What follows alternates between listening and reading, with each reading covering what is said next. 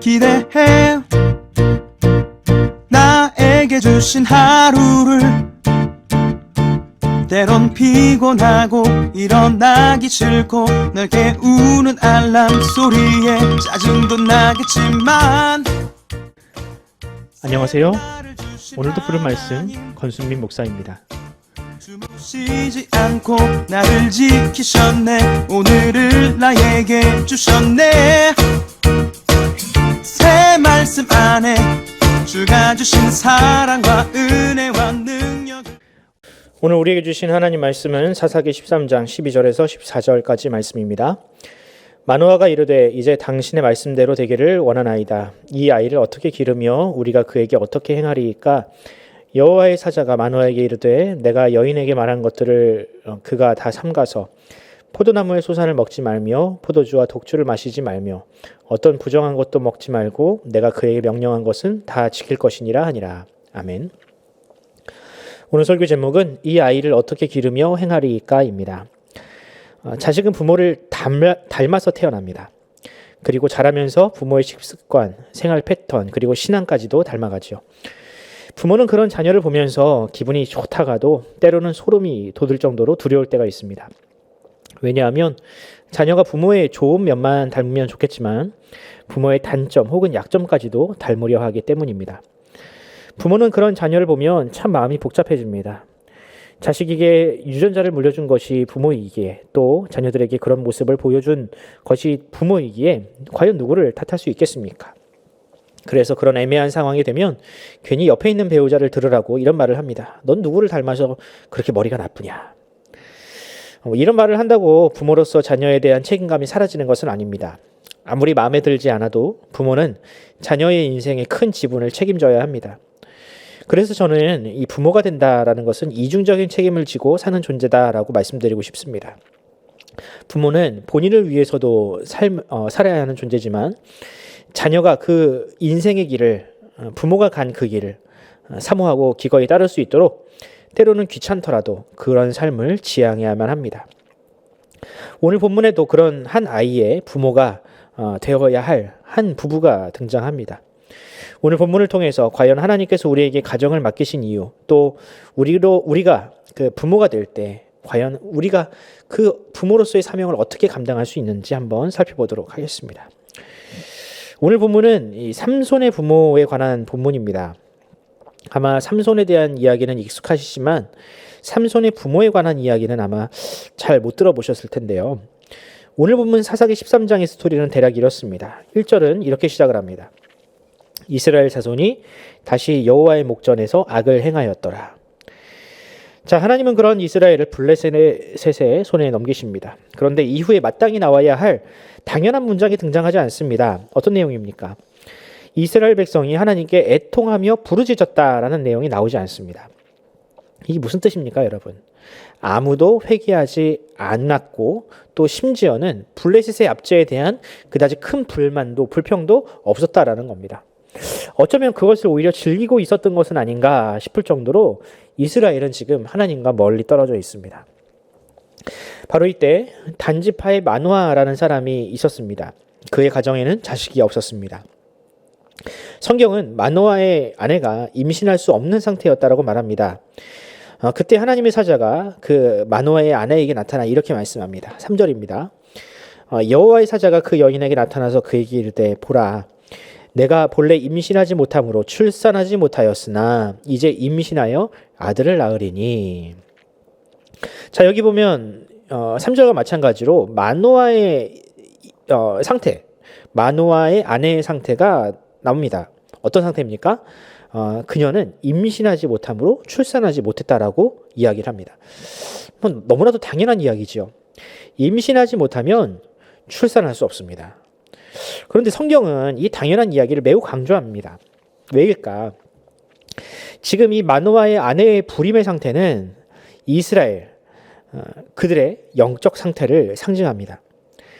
이스라엘은 블레셋의 압제 가운데 있었지만 아무도 구원을 열망하지 않았습니다. 아무도 하나님을 찾지 않았습니다. 구원을 받지 못하는 것도 문제지만 그 구원을 바라보고 기도하며 회개하지 않는 것이 더 문제였습니다. 그런 의미에서 이스라엘은 영적인 불임 상태나 마찬가지였던 것이죠. 그러니 당연히 구원이라는 이 출산이 일어날 수 없었습니다. 그래서 하나님은 이스라엘 민족과 비슷한 어려움을 겪고 있는 그 마노아의 아내를 통해서 그들을 선택하시고 그들에게 일방적인 임신과 출산을 예고하신 겁니다. 바로 이러한 마노아의 아내를 통한 하나님의 역사, 하나님의 일하심이 앞으로 이스라엘에 일어날 것이다 라는 것을 지금 예고하는 것이죠. 자, 이 예언을 받은 마노아와 그의 아내는 어떤 마음이었을까? 아직 자녀를 한 번도 낳아보지도 또 키워보지도 않은 그들에게 이 예언이 과연 어떻게 들렸을까요? 만약 제가 마노아였다면 너무나도 큰 부담이었을 것 같습니다. 하나님께서 나의 가정에게 주신 그 아이가 그렇게 특별한 아이라면 그 아이를 키우는 부모의 입장에서 얼마나 고민스럽겠습니까? 특히나 아직 육아의 경험이 전혀 없는 그 마노아와 아내의 입장에서 얼마나 막막하겠습니까? 그래서 마노아는 이렇게 질문합니다. 12절입니다. 마노아가 이르되 이제 당신의 말씀대로 되기를 원하나이다. 이 아이를 어떻게 기르며 우리가 그에게 어떻게 행하리이까? 이 세상의 모든 부모가 아이를 낳기 전에 이런 질문을 하나님께 하지 않았을까요? 과연 내가 어떻게 이 아이를 낳으면 어떻게 키워야 할 것인가? 이 질문에 대해서 어떤 부모는 스스로 이렇게 답을 내립니다. 내가 이 아이를 정말 학원을 많이 보내고 좋은 과외 선생님을 붙여서 대학을 잘 보내야지. 그것을 좋은 부모 노릇이라고 생각을 합니다. 어떤 부모는 내가 이 아이에게 집도 사주고 유산을 많이 물려줘야지. 그래야지 좋은 부모야 라고 생각할 수도 있습니다. 물론 그것도 중요하지요. 그러나 부모는요. 학원 선생님이나 또 혹은 유산이 가르쳐주지 못하는 것을 가르칠 수 있고 물려줄 수 있는 사람들입니다. 과연 그것은 무엇일까? 마노아의 질문과 또 하나님의 응답에 그 해답이 있습니다. 마노아는 이렇게 질문하고 또 이렇게 마무리합니다. 그에게 어떻게 행하리이까? 그러니까 마노아는 부모가 되어본 적은 없지만 부모가 자녀에게 어떤 존재여야 하는지는 알고 있었던 것 같습니다. 부모는 그저 자녀를 가르치는 존재가 아니라 그 앞에서 행하는 존재입니다. 자녀에게 어떻게 말을 하고 어떻게 행동하느냐에 따라 그 자녀의 인생이 결정된다라는 것이죠. 마노아의 이 질문 앞에 하나님은 어떻게 대답하십니까? 하나님은 나시린의 삶을 요구하십니다. 나시린은 어떤 사람입니까? 부정한 것을 만지거나 먹어서는 안 되는 존재. 포도주와 독주를 마셔서는 안 되는 존재였습니다. 그러니까 즉 평생을 굉장히 이렇게 경건과 어떤 구별된 삶을 지향하는 것이 바로 나시린이었죠. 그런데 이 나시린의 삶이 과연 삼손에게만 요구되었던 것일까요? 아닙니다. 하나님은 삼손에게 그런 삶을 요구하시기 이전에 마노아와 그 어미에게, 부모에게 먼저 그 삶을 살라고 하셨습니다. 즉 자녀를 나시린으로 키우기 위해서는 먼저 부모가 그런 삶을 살아야 한다는 것입니다. 바로 이것이 마노아의 질문에 대한 하나님의 답이었습니다. 사랑하는 성도 여러분, 그럼 이 마노아의 질문과 하나님의 답을 놓고 한번 우리의 삶을 한번 비춰볼까요? 우리는 과연 자녀들 앞에서 그런 삶을 살고 있습니까? 자녀의 신앙을 놓고 그렇게 고민을 하고 또 자녀들 앞에서 그런 올바른 신앙인으로 살아가는 것을 과연 결단하고 있습니까?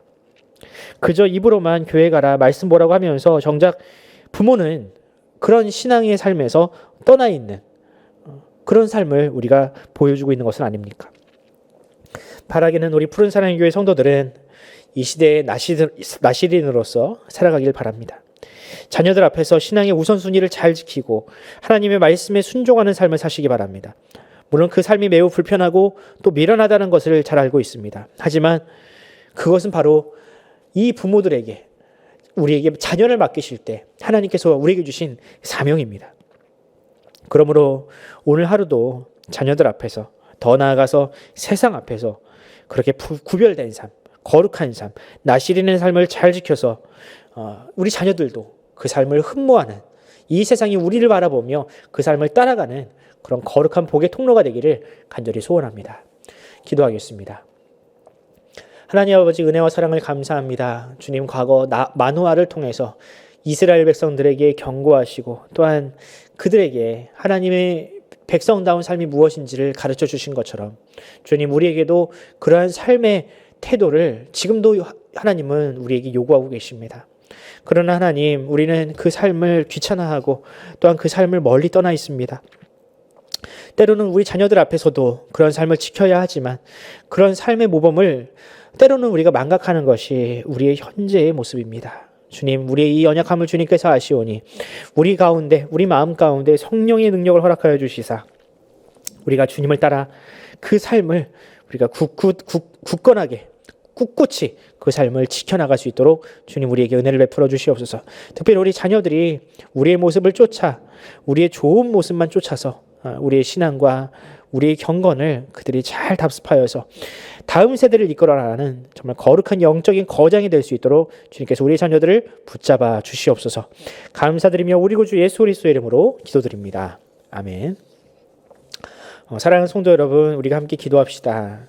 이 코로나 바이러스가 또 극심해지고 있습니다. 또 오미크론이라고 하는 새로운 변종이 등장했다고 하는데 참 이 어려운 시절을 우리가 잘 견뎌내는 것이야말로 우리가 해야 할 일이 아닌가 싶습니다. 건강하게 하시고 이 바이러스와 또 여러 가지 이 위기 가운데에서 우리의 삶을 주님께서 지켜달라고, 이 나라와 또한 자영업자들과 또한 무엇보다 교회를 지켜달라고 이 시간 함께 기도하면서 오늘 하루를 시작하도록 하겠습니다. 함께 기도합시다.